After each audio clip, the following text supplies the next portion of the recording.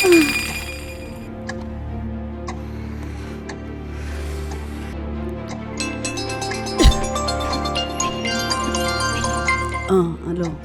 Hello, ഞാനൊരു ഓട്ടത്തിലായിരുന്നു. ഒരു 10 minute ഉണ്ട്.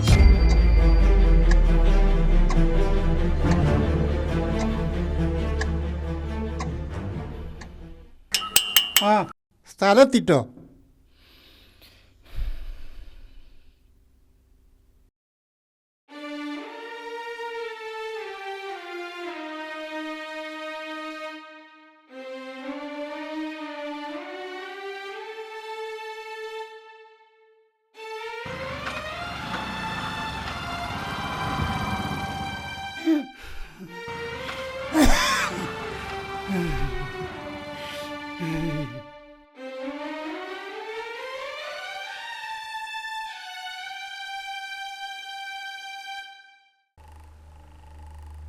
ഇനി എന്തെങ്കിലും ആവശ്യമുണ്ടെങ്കിൽ എന്നെ ഒന്ന് വിളിച്ചാൽ മതി കേട്ടോ.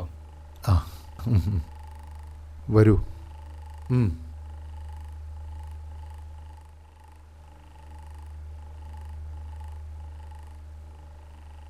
പേര്? സീതാലക്ഷ്മി. അല്ല, ഈ അടുത്ത് അഡ്മിഷൻ എടുത്ത ആളാണോ? അല്ല, എനിക്ക് വേണ്ടിയാണ്. എൻ്റെ പേരാ സീത. ഓ, നിങ്ങൾക്ക് വേണ്ടിയായിരുന്നു അല്ലേ? കൂടെ ആരാ വന്നത്? വീട്ടിൽ ഞാൻ ഒറ്റയ്ക്കാ. ഓ, കൂടെ ആരെങ്കിലും വേണം ഗാർഡിയനായിട്ട്.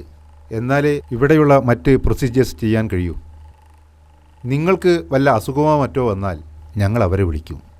അവർ നിങ്ങളെ കൂട്ടിക്കൊണ്ടു പോകലാണ് ഇവിടുത്തെ പതിവ്. അല്ലെങ്കിൽ അത്രത്തോളം അവശതയിൽ ഒറ്റപ്പെട്ട് കഴിയുന്നവരാവണം. പക്ഷേ ഇതങ്ങനെയല്ലല്ലോ. മാഡം,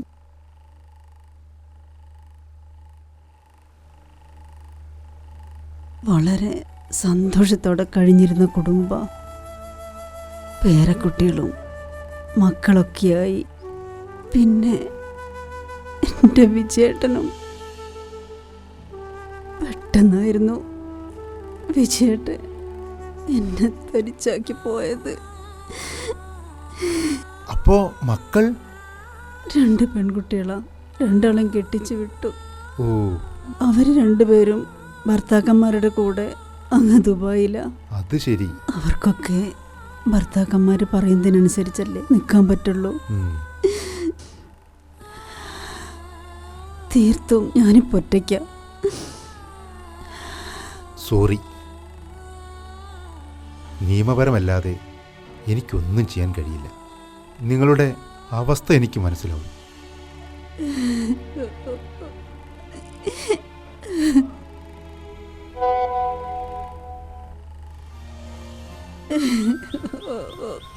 എന്തു പറ്റി? പോയ കാര്യം നടന്നില്ലല്ലേ? എത്രന്ന് വിചാരിച്ചിട്ടാ ഇങ്ങനെ ഒറ്റയ്ക്ക്? എനിക്ക് മടുത്തു.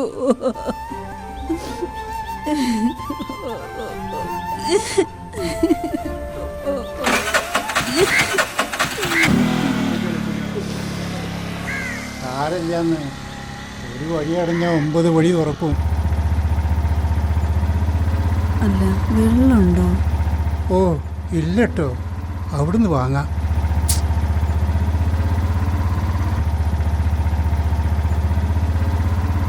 ഇതിപ്പം കുറേ കാലമായി നിങ്ങൾ വീട്ടിലിങ്ങനെ ഒറ്റയ്ക്ക്. നിങ്ങൾക്ക് എന്തെങ്കിലും ഒരു ജോലി നോക്കിക്കൂടെ? അങ്ങനെയാകുമ്പോൾ ഈ പ്രശ്നങ്ങളൊന്നും ഉണ്ടാവില്ലല്ലോ.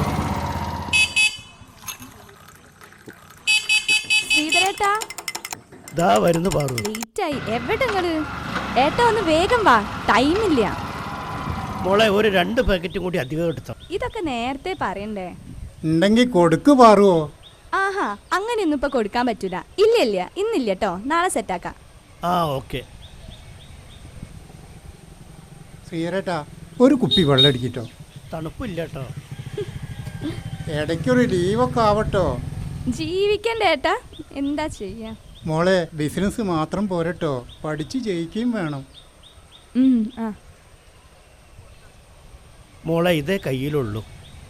ഇപ്പത് എഴുതാലേ? ഇത് വെക്ക്, ബാക്കി പിന്നെ തരാം. ഏതാ കുട്ടി? അത് ഇവിടെ അടുത്തുള്ളതാ, എനിക്ക് അറിയാവുന്ന ഒരു കുട്ടിയാ. എന്നാ ശരി കേട്ടോ.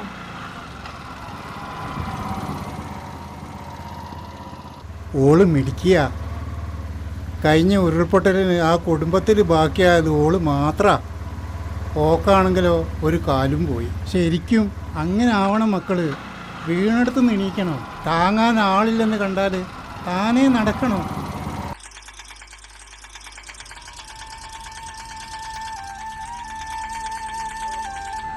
അതെ, എൻ്റെ ഈ വീഴ്ചയിൽ നിന്നും എനിക്കും ഇനിയൊന്ന് നടന്നു തുടങ്ങണം.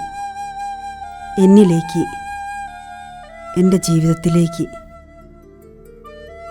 അവനവനെ സ്വയം കണ്ടെത്തുക, മറ്റുള്ളവരെ വായിക്കപ്പെടുക, അതുതന്നെയാണ് ജീവിതം.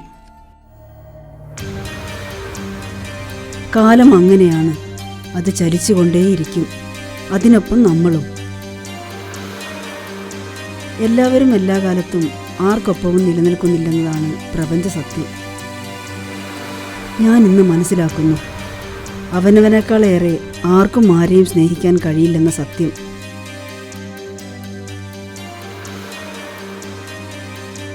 ചിറകുണ്ടെനിക്ക്, ആകാശവും. പിന്നെ ഞാനെന്തിന് എന്നെ തന്നെ പൂട്ടിയിടണം? വീഴ്ചകൾ സർവ്വസാധാരണമാണ്. അവിടുന്ന് എഴുന്നേൽക്കണമെന്ന് സ്വയം തീരുമാനിച്ചാൽ ഉറച്ച കാൽവെപ്പോടെ നടക്കാൻ കഴിയുമെന്ന് ഞാനിന്ന് മനസ്സിലാക്കുന്നു.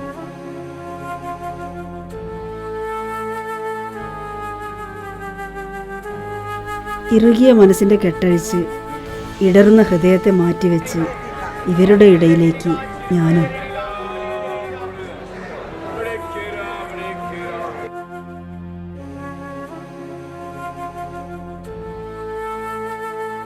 ഓരോ അസ്തമയവും ഓരോ ഉദയങ്ങളിലേക്കാണ്.